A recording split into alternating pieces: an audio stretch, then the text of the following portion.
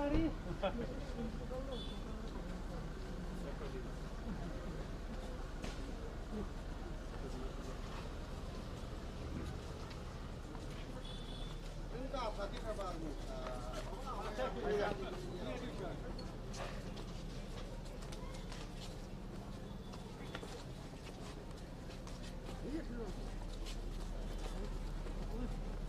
You stand in the middle. This side, sir.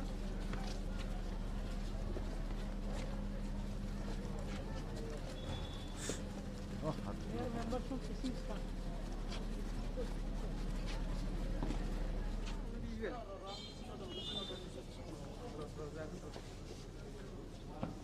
Idziemy chłopcy na się boku.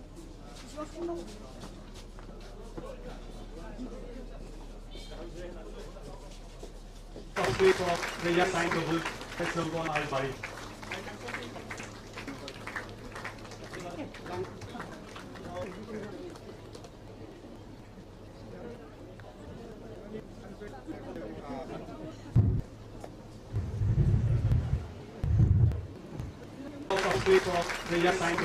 Kokrajhar Govt College, Bari.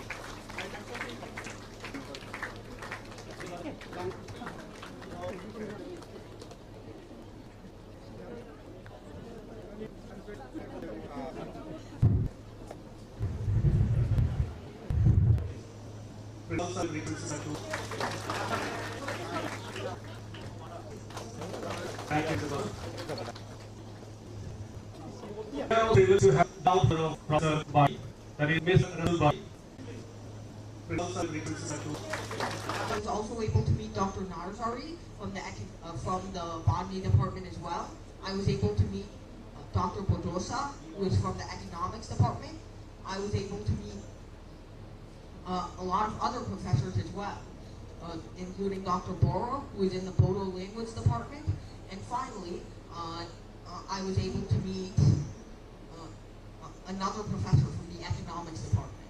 So, once again, it's been wonderful meeting all of them, and they asked me some absolutely wonderful questions that night. Some of them included, how can we mitigate deforestation and let our trees and forests grow again?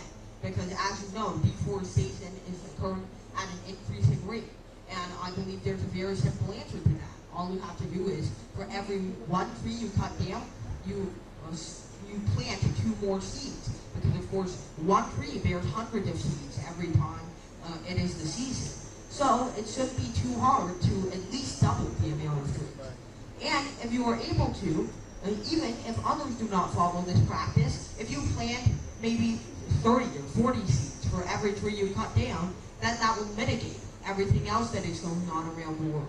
So, I sincerely believe we have the ability to cut down on deforestation very easily, especially using the machines that we already have to spread seeds, crop dusters. So, I must ask, why don't we do it already? Why are we too lazy to actually reseed all the trees that we cut down? Then, another wonderful question I got was from Dr. Basumatari in the history department. And he asked me, in the 1947 partition, as you know, many people were angry because India and Pakistan were split from one another on solely religious basis. So do you think that they would have been a stronger country? There would have been a better future for both countries if they had stayed united? And I had told him, there are lots of possible futures, of course. It depends on how the first Prime Minister, which would likely be once again the Prime Minister Pandit Jawaharlal Nehru, he would probably most of the population like India was starting out.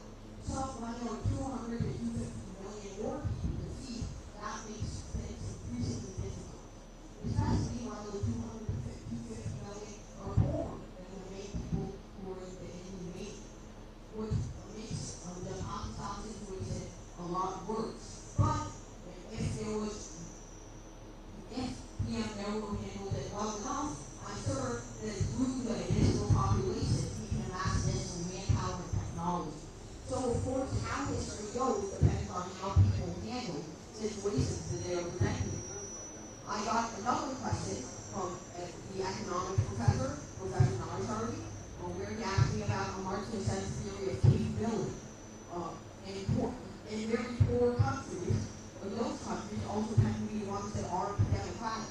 Countries that are authoritarian are usually the same countries that have very poor populations. And countries that have technically democratic regimes but are very corrupt have some mediocre styles of living. You have a stable source of income. So very